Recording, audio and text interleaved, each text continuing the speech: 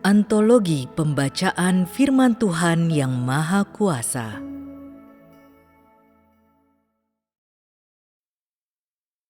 Tuhan itu sendiri, Tuhan yang unik, ke-9. Tuhan adalah sumber kehidupan bagi segala sesuatu, ke-3.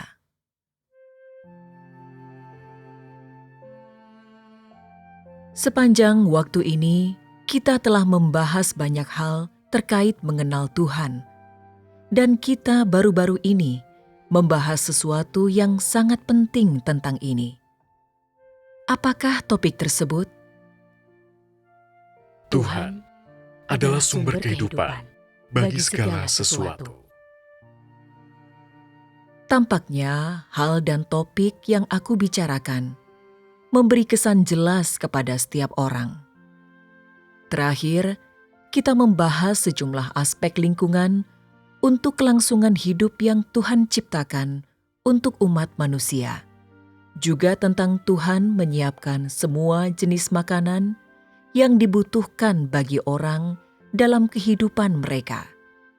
Nyatanya, yang Tuhan lakukan bukan hanya menyiapkan suatu lingkungan untuk kelangsungan hidup manusia, juga bukan hanya menyiapkan makanan sehari-hari mereka, namun melengkapi aneka aspek dari begitu banyak pekerjaan misterius dan penting demi kelangsungan hidup dan untuk kehidupan umat manusia.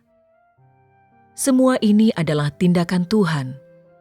Semua tindakan Tuhan ini tidak hanya terbatas pada persiapan sebuah lingkungan olehnya untuk kelangsungan hidup dan makanan sehari-hari manusia.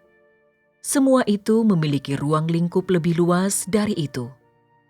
Di samping dua tipe pekerjaan ini, Dia juga menyiapkan banyak lingkungan dan kondisi bagi kelangsungan hidup yang penting bagi kehidupan manusia. Ini adalah topik lain yang akan kita bahas hari ini. Ini juga terkait dengan tindakan Tuhan.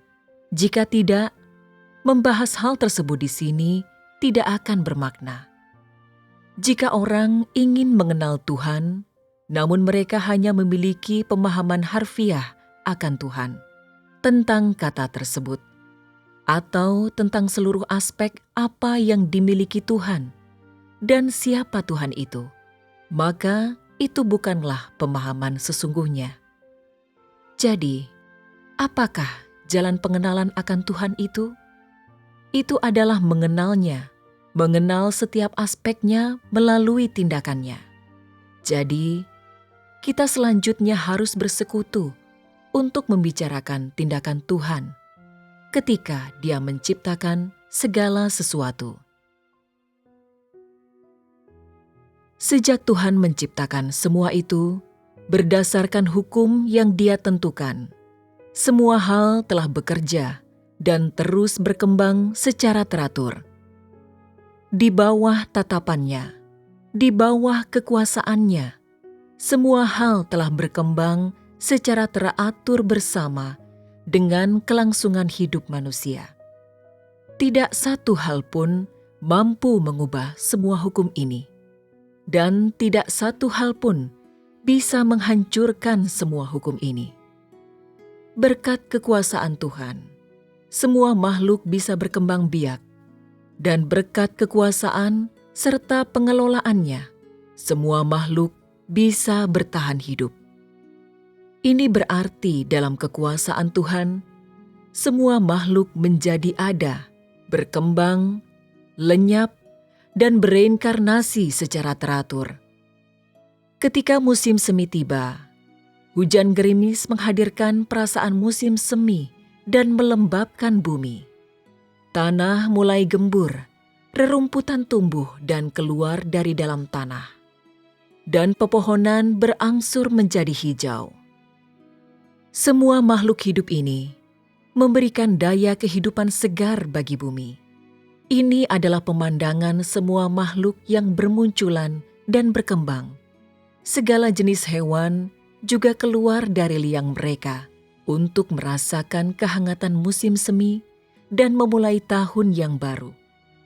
Semua makhluk berjemur di bawah sinar mentari selama musim panas dan menikmati kehangatan yang dihadirkan oleh musim tersebut. Mereka tumbuh cepat, pepohonan, rumput, dan semua jenis tumbuhan tumbuh sangat cepat. Lalu mereka bermekaran dan berbuah. Semua makhluk sangat sibuk selama musim panas, termasuk manusia. Di musim gugur, hujan menghadirkan kesejukan musim gugur, dan semua jenis makhluk hidup mulai merasakan musim panen. Semua makhluk menghasilkan buah, dan manusia juga mulai memanen segala macam tuaian karena hasil bumi yang diberikan semua makhluk ini di musim gugur, agar dapat menyiapkan makanan untuk musim dingin. Di musim dingin, semua makhluk berangsur mulai beristirahat dalam kedinginan, menjadi tenang, dan orang juga berehat selama musim ini.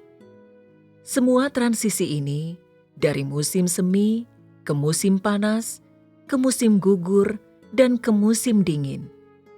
Semua perubahan ini terjadi menurut hukum yang ditetapkan oleh Tuhan. Dia menuntun seluruh makhluk dan manusia menggunakan semua hukum ini dan telah menetapkan suatu cara hidup nan kaya dan penuh warna untuk umat manusia, dengan menyiapkan sebuah lingkungan untuk kelangsungan hidup yang memiliki suhu dan musim berbeda. Dalam semua lingkungan untuk kelangsungan hidup yang tertata ini, manusia juga bisa bertahan hidup dan berkembang biak secara teratur. Manusia tidak bisa mengubah semua hukum ini, dan tidak satu orang atau makhluk pun bisa menghancurkannya. Apapun perubahan radikal yang terjadi di dunia, semua hukum ini terus ada. Dan semua itu ada karena Tuhan ada. Ini disebabkan oleh kekuasaan Tuhan dan pengelolaannya. Dengan tipe lingkungan tertata dan lebih besar ini, hidup orang berlanjut dalam hukum dan kekuasaan ini. Semua hukum ini memupuk manusia generasi demi generasi, dan manusia generasi demi generasi telah bertahan hidup dalam semua hukum ini. Orang telah menikmati kehidupan dan lingkungan untuk kelangsungan hidup yang tertata ini, yang diciptakan oleh Tuhan untuk manusia generasi demi generasi.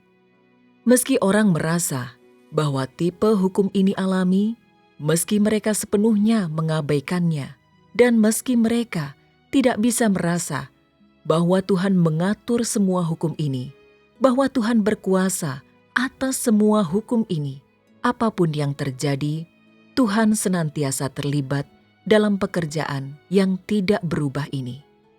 Tujuannya dalam pekerjaan yang tidak berubah ini adalah demi kelangsungan hidup umat manusia, sehingga manusia dapat terus menjalani hidup. Tuhan menetapkan batas untuk semua hal, untuk memelihara seluruh umat manusia. Sekarang, aku akan membahas topik tentang cara segala jenis hukum ini yang telah Tuhan hadirkan untuk seluruh makhluk, memelihara seluruh umat manusia. Ini adalah topik yang sangat besar, jadi kita bisa membaginya ke dalam beberapa bagian dan mendiskusikannya satu persatu, agar bisa digambarkan secara jelas untuk engkau semua. Dengan cara ini, akan lebih mudah bagi engkau semua untuk mengerti, dan engkau semua bisa memahaminya secara bertahap. Pertama, saat Tuhan menciptakan segala sesuatu, Dia membuat batas untuk pegunungan, dataran, gurun, perbukitan, sungai, dan danau. Di bumi ada pegunungan, dataran, gurun, perbukitan, juga berbagai perairan. Bukankah semua itu medan berbeda? Tuhan membuat batas antara seluruh jenis medan berbeda ini. Ketika kita membahas tentang menarik batas, itu berarti pegunungan memiliki garis batasnya, dataran memiliki garis batasnya sendiri, gurun memiliki ruang lingkup tertentu, dan perbukitan memiliki area tetap. Juga ada perairan dengan kuantitas tetap, seperti sungai dan danau. Itu berarti saat Tuhan menciptakan segala sesuatu, Dia membagi setiap hal secara jelas. Tuhan telah menetapkan berapa kilometer radius gunung, apa saja ruang lingkupnya. Dia juga telah menetapkan berapa kilometer radius dataran dan apa saja ruang lingkupnya. Saat menciptakan semua makhluk, Dia juga menetapkan ruang lingkup gurun, juga ruang lingkup pegunungan, serta proporsinya dan berbatasan dengan apa saja. Dia juga menetapkan semua ini. Dia menetapkan ruang lingkup sungai dan danau saat Dia menciptakannya. Semua itu memiliki batasnya. Jadi, apakah maksudnya saat kita mengatakan batas? Kita baru saja membahas betapa kekuasaan Tuhan atas semua makhluk, menetapkan hukum bagi semua makhluk. Itu berarti ruang lingkup dan batas pegunungan tidak akan bertambah atau berkurang karena rotasi bumi atau pergantian waktu. Ini adalah tetap. Hal yang tetap ini adalah kekuasaan Tuhan. Untuk area dataran, apa saja ruang lingkupnya, apa saja batasnya, ini telah ditetapkan oleh Tuhan. Semuanya memiliki batas, dan gundukan tidak akan muncul ke permukaan sesukanya di tengah-tengah dataran. Dataran tidak akan berubah tiba-tiba menjadi sebuah gunung. Ini tidak akan terjadi. Hukum dan batas yang baru saja kita bahas mengacu pada ini. Mengenai gurun, kita tidak akan menyinggung peran dari gurun atau medan atau lokasi geografis lain di sini. Hanya batasnya. Dalam kekuasaan Tuhan, ruang lingkup gurun juga tidak akan meluas. Ini karena Tuhan telah memberinya hukumnya, ruang lingkupnya, seberapa luas areanya dan apa perannya, apa saja pembatasnya, dan di mana lokasinya. Ini telah ditetapkan oleh Tuhan. Ia tidak akan melampaui ruang lingkupnya, menggeser posisinya, dan tidak memperluas wilayahnya sesukanya. Meski aliran air seperti sungai dan danau semuanya tertata dan tak berkesudahan, semua itu tidak pernah berada di luar ruang lingkupnya atau melampaui batasnya. Semuanya mengalir dalam satu arah secara teratur, mengalir ke arah semestinya. Jadi dalam hukum kekuasaan Tuhan, tidak ada satupun sungai atau danau akan mengering sesukanya, atau mengubah arah, atau kuantitas alirannya sesukanya, karena rotasi bumi atau pergantian waktu. Semua ini dalam pengetahuan Tuhan, yang berarti semua makhluk yang diciptakan oleh Tuhan di tengah-tengah umat manusia ini memiliki tempat, area, dan ruang lingkupnya yang tetap. Yang berarti ketika Tuhan menciptakan semua makhluk, batasnya ditetapkan, dan ini tidak bisa diganti, diperbarui, atau diubah sesukanya. Apakah maksud sesukanya? Itu berarti semuanya tidak akan bergeser, meluas, atau mengubah bentuk aslinya secara acak karena cuaca, suhu, atau kecepatan rotasi bumi. Sebagai contoh, sebuah gunung memiliki ketinggian tertentu. Dasarnya berada di area tertentu, memiliki ketinggian tertentu dari permukaan laut, dan memiliki jumlah tumbuhan tertentu. Semua ini direncanakan dan dihitung oleh Tuhan. Dan ketinggian atau areanya tidak akan berubah begitu saja sesukanya. Mengenai dataran, sebagian besar manusia berdiam di dataran, dan pergeseran iklim tidak akan berdampak pada areanya atau nilai keberadaannya.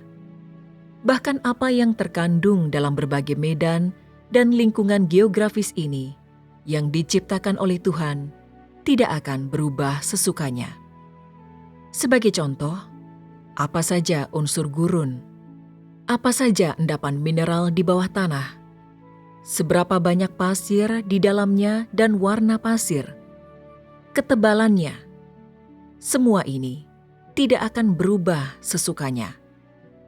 Mengapa semuanya tidak akan berubah sesukanya?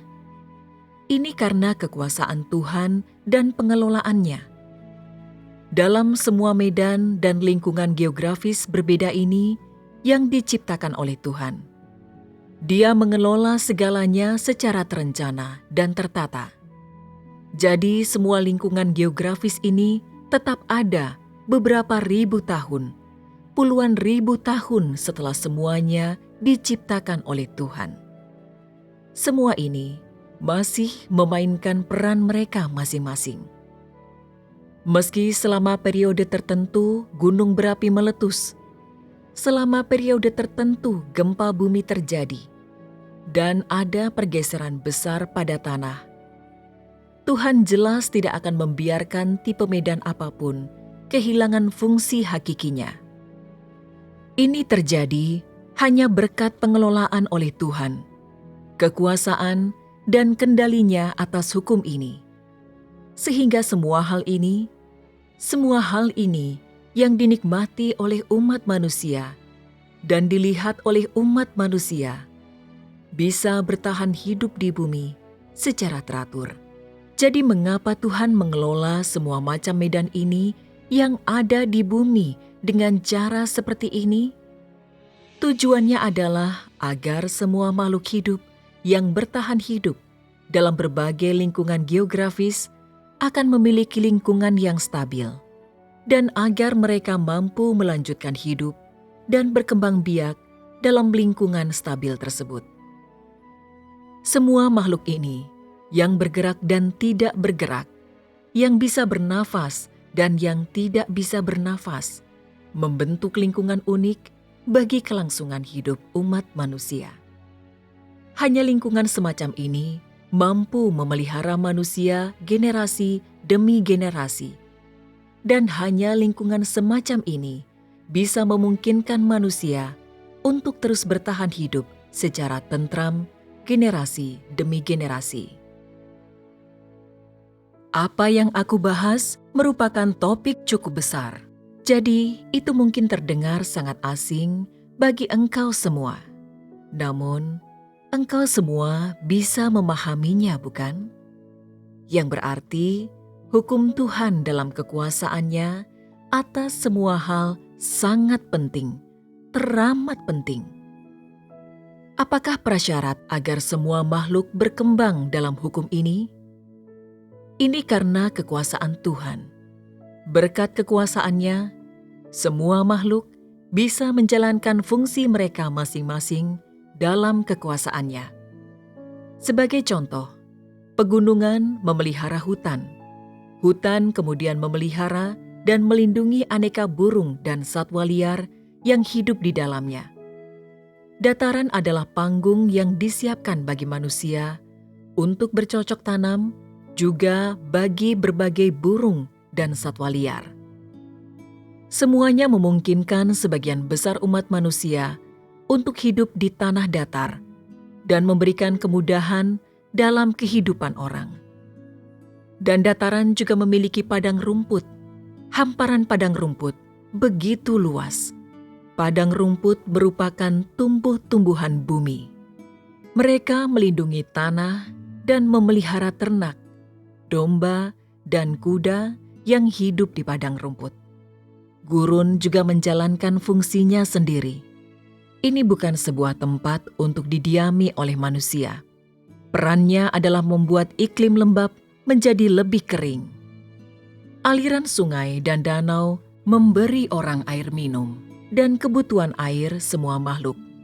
Kemanapun mengalir, orang akan memiliki air untuk diminum. Semua ini adalah batas yang dibuat oleh Tuhan untuk berbagai medan. Berkat semua batas ini yang telah Tuhan buat, berbagai medan telah menghasilkan berbagai lingkungan untuk kelangsungan hidup.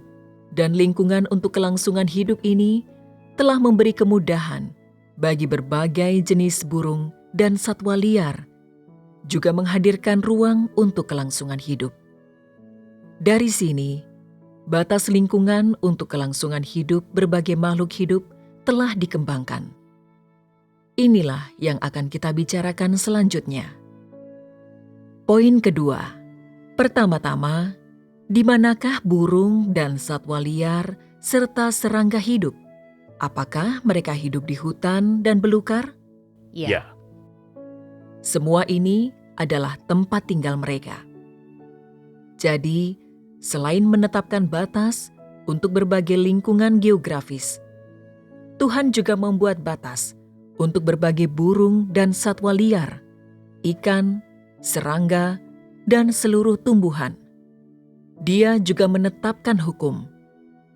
Karena perbedaan antara lingkungan geografis dan karena keberadaan lingkungan geografis berbeda, berbagai jenis burung dan satwa liar, ikan, serangga, dan tumbuhan memiliki lingkungan untuk kelangsungan hidup yang berbeda.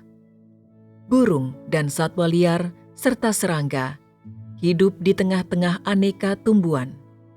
Ikan hidup di air, dan tumbuhan tumbuh di tanah. Termasuk apa sajakah tanah? Berbagai area seperti pegunungan, dataran, dan perbukitan. Jadi, setelah burung dan satwa liar memiliki tempat tinggal tetap mereka sendiri, mereka tidak akan berkeliaran kemana-mana. Tempat tinggal mereka adalah hutan dan pegunungan. Jika suatu hari tempat tinggal mereka dimusnahkan, mereka akan melakukan apa? Mereka akan berkeliaran kemana-mana. Tatanan akan berubah menjadi kekacauan. Segera setelah tatanan ini berubah menjadi kekacauan, apa saja konsekuensinya? Siapakah yang pertama tersakiti? Umat manusia. Umat manusia. Dalam hukum dan batasan yang telah Tuhan tetapkan. Pernahkah engkau semua melihat fenomena aneh? Sebagai contoh, gajah berkeliaran di gurun dengan santai saja. Pernahkah engkau melihatnya? Jika memang demikian, itu merupakan sebuah fenomena sangat aneh. Karena gajah hidup di hutan. Dan itu adalah lingkungan untuk kelangsungan hidup yang Tuhan siapkan untuk mereka. Mereka memiliki lingkungan untuk kelangsungan hidup dan rumah tetap mereka sendiri. Jadi, untuk apa mereka berkeliaran? Apakah ada yang pernah melihat singa atau harimau berkeliaran di tepi laut? Tidak satu pun, bukan? Rumah singa dan harimau adalah hutan dan pegunungan. Apakah ada yang melihat paus atau ikan hiu dari lautan bersantai di gurun? Tidak seorang pun pernah melihatnya, bukan? Paus dan ikan hiu membangun rumah mereka di lautan. Dalam lingkungan hidup manusia, apakah ada orang yang hidup berdampingan dengan beruang coklat? Adakah orang yang selalu dikelilingi oleh merak atau burung lain di dalam dan di luar rumah mereka? Apakah ada yang pernah melihat elang atau angsa liar bermain bersama kera? Tidak. Semua ini akan menjadi fenomena aneh. Alasan aku membicarakan semua hal ini yang merupakan fenomena aneh di mata engkau semua adalah agar engkau semua memahami bahwa semua makhluk yang diciptakan oleh Tuhan tidak peduli apakah mereka menetap di satu tempat atau bisa bernafas. Mereka semua memiliki hukum mereka untuk kelangsungan hidup. Jauh sebelum Tuhan menciptakan semua makhluk hidup ini, Dia telah menyiapkan bagi mereka tempat tinggal mereka, lingkungan untuk kelangsungan hidup mereka sendiri. Semua makhluk hidup ini memiliki lingkungan untuk kelangsungan hidup mereka sendiri yang tetap, makanan mereka sendiri, tempat tinggal tetap mereka sendiri, tempat tetap mereka sendiri yang sesuai untuk kelangsungan hidup mereka, tempat dengan suhu yang sesuai untuk kelangsungan hidup mereka. Dengan cara itu, mereka tidak akan berkeliaran atau merongrong kelangsungan hidup umat manusia atau memengaruhi kehidupan mereka. Ini adalah cara Tuhan mengelola semua makhluk, yaitu untuk menyediakan bagi umat manusia lingkungan terbaik untuk kelangsungan hidup. Makhluk hidup dalam semua ciptaan masing-masing memiliki makanan penopang hidup dalam lingkungan mereka sendiri untuk kelangsungan hidup. Dengan makanan tersebut, mereka menetap dalam lingkungan asli mereka untuk kelangsungan hidup. Dalam lingkungan semacam itu, mereka terus bertahan hidup, berkembang biak, dan melanjutkan hidup seturut hukum yang telah Tuhan tetapkan untuk mereka. Berkat berbagai macam hukum ini, berkat penentuan Tuhan sejak semula, semua makhluk berinteraksi secara harmonis dengan umat manusia, dan umat manusia serta semua makhluk saling tergantung. Tuhan menciptakan semua makhluk dan menetapkan batas bagi mereka, dan di antara mereka memelihara semua jenis makhluk hidup. Sembari memelihara semua jenis makhluk hidup, Dia juga menyiapkan metode kelangsungan hidup berbeda untuk manusia. Jadi engkau bisa melihat bahwa manusia tidak hanya memiliki satu cara untuk bertahan hidup. Mereka juga tidak hanya memiliki satu tipe lingkungan untuk bertahan hidup. Kita telah berbicara sebelumnya tentang Tuhan menyiapkan berbagai jenis sumber makanan dan air bagi manusia, yang merupakan suatu hal yang sangat penting agar kehidupan umat manusia dalam daging bisa berkesinambungan. Akan tetapi, di antara umat manusia ini, tidak semua orang hidup dari biji-bijian. Orang memiliki cara melangsungkan hidup yang berbeda-beda karena perbedaan pada lingkungan dan medan geografis. Cara melangsungkan hidup ini telah disiapkan semuanya oleh Tuhan. Jadi, tidak semua manusia hanya hidup dari bertani, yang berarti tidak semua orang mendapatkan makanan mereka dari bercocok tanam. Ini adalah poin ketiga yang akan kita bicarakan. Batas telah dikembangkan dari berbagai gaya hidup umat manusia. Jadi, apa saja jenis gaya hidup lain yang dimiliki oleh manusia? Apa saja berbagai jenis sumber makanan lain yang manusia miliki? Ada beberapa jenis utama. Pertama, gaya hidup berburu. Setiap orang mengetahui itu, bukan? Apakah makanan orang yang hidup dari berburu? Buruan. Mereka memakan burung dan satwa liar di hutan. Buruan adalah kata modern. Pemburu tidak menilai itu sebagai buruan. Mereka menganggap itu sebagai makanan sehari-hari mereka. Sebagai contoh, mereka mendapatkan seekor rusa. Ketika mereka mendapatkan rusa ini, itu sama seperti petani mendapatkan hasil panen dari tanah. Seorang petani mendapatkan hasil panen dari tanah, dan ketika dia melihat hasil panennya, dia gembira dan merasa tenang. Keluarganya tidak akan kelaparan berkat hasil panen untuk dimakan. Hatinya tenang, dan dia merasa puas. Dan seorang pemburu juga merasa tenang dan puas saat memperhatikan tangkapannya, karena dia tidak perlu mengkhawatirkan makanan lagi. Ada sesuatu untuk dimakan sebagai santapan selanjutnya. tidak perlu kelaparan. Ini adalah seseorang yang berburu untuk hidup. Mereka biasanya berdiam dalam lingkungan seperti apa? Sebagian besar dari mereka yang hidup dari berburu berdiam di hutan pegunungan. Mereka tidak bertani atau bercocok tanam. Tidaklah mudah mencari tanah subur di sana. Jadi mereka bertahan hidup dengan berbagai makhluk hidup, berbagai jenis mangsa. Ini adalah jenis gaya hidup pertama yang berbeda dari orang biasa. Jenis kedua adalah gaya hidup menggembalakan ternak. Mereka yang menggembalakan ternak untuk hidup tidak bertani. Jadi, apa yang mereka lakukan? Jika di sini ada yang beretnis Mongolia, engkau bisa berbicara sedikit tentang gaya hidup nomaden kalian.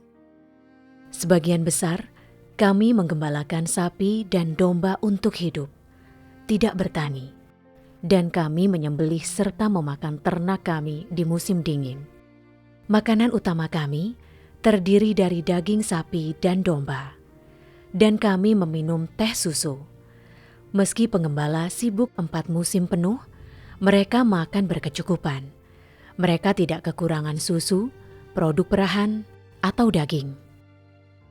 Orang Mongolia utamanya memakan daging sapi dan domba, meminum susu domba dan susu sapi, dan menunggang banteng dan kuda untuk menggembalakan ternak mereka di padang gembala dengan angin meniup rambut mereka, mentari menyinari wajah mereka. Mereka tidak merasakan stres kehidupan modern. Seharian, mereka hanya melihat hamparan luas langit biru dan dataran berumput. Sebagian besar orang yang memelihara ternak untuk hidup berdiam di padang rumput. Dan mereka mampu melanjutkan gaya hidup nomaden mereka, generasi demi generasi. Meski hidup di padang rumput sedikit kesepian, itu juga kehidupan yang begitu menyenangkan, bukan gaya hidup yang buruk. Jenis ketiga adalah gaya hidup menangkap ikan. Ada sejumlah kecil manusia yang hidup di tepi laut atau di pulau kecil. Mereka dikelilingi oleh air, menghadap lautan, dan ada beberapa yang hidup di perahu. Semua orang ini menangkap ikan untuk hidup. Apakah sumber makanan bagi mereka yang menangkap ikan untuk hidup? Semua jenis ikan, sari laut, dan produk bahari, bukan? Ketika Hong Kong masih sebuah desa nelayan kecil, orang yang hidup di sana menangkap ikan untuk hidup. Mereka tidak bertani. Mereka pergi menangkap ikan setiap hari. Makanan utama mereka berbagai jenis ikan dan sari laut. Mereka terkadang menukar ini dengan beras, tepung, dan kebutuhan sehari-hari. Ini adalah gaya hidup berbeda orang yang hidup di dekat perairan. Mereka yang hidup di dekat perairan bergantung pada hal itu untuk makanan mereka, dan menangkap ikan adalah pencaharian mereka. Itu adalah sumber pencaharian mereka, juga sumber makanan mereka. Selain mereka yang bertani untuk hidup, utamanya ada 3 gaya hidup berbeda yang disebutkan di atas. Selain mereka yang hidup dari menggembalakan ternak, menangkap ikan dan berburu, sebagian besar orang bertani untuk hidup. Dan apakah kebutuhan orang yang bertani untuk hidup? Mereka membutuhkan tanah. Mereka hidup dari bercocok tanam turun-temurun dan mendapatkan makanan mereka dari bumi. Entah mereka menanam sayur, buah-buahan, atau biji-bijian, mereka semua mendapatkan kebutuhan sehari-hari dari bumi. Apakah syarat dasar bagi semua gaya hidup manusia yang berbeda ini? Tidakkah mereka memerlukan pemeliharaan dasar dari lingkungan kelangsungan hidup mereka? Yang berarti, jika pemburu kehilangan hutan pegunungan atau burung dan satwa liar, mereka tidak lagi memiliki pencaharian. Jadi, jika orang yang hidup dari berburu kehilangan hutan pegunungan dan tidak lagi memiliki burung dan satwa liar, Jika mereka tidak lagi memiliki sumber pencaharian, maka kemana arah tujuan etnis seperti itu dan kemana jenis orang seperti itu akan pergi tidak akan diketahui, dan mereka bahkan bisa saja menghilang. Dan bergantung pada apakah mereka yang mengembalakan ternak sebagai pencaharian mereka. Mereka tidak sepenuhnya mengandalkan ternak mereka, namun lingkungan tempat ternak mereka bertahan hidup, padang rumput. Jika tiada padang rumput, di mana mereka akan memberi makan rumput untuk ternak mereka? Apa yang akan dimakan oleh sapi dan domba? Tanpa ternak, apakah pencaharian semua orang nomaden ini? Mereka tidak akan memiliki apapun. Tanpa sumber bagi pencaharian mereka, kemanakah orang tersebut akan pergi? Kelangsungan hidup berkesinambungan akan menjadi sangat sulit. Mereka tidak akan memiliki masa depan. Tanpa sumber air, sungai dan danau akan mengering. Apakah semua ikan yang mengandalkan air untuk kehidupan mereka akan tetap ada? Semua ikan tersebut tidak akan ada. Akankah orang yang mengandalkan air dan ikan sebagai pencaharian mereka terus bertahan hidup jika mereka tidak memiliki makanan? Jika mereka tidak memiliki sumber pencaharian mereka, semua orang tersebut tidak akan dapat terus bertahan hidup. Yang berarti jika ada suatu masalah dengan pencaharian mereka atau kelangsungan hidup mereka, ras tersebut tidak akan lagi melanjutkan hidup dan mereka bisa menghilang, lenyap dari bumi.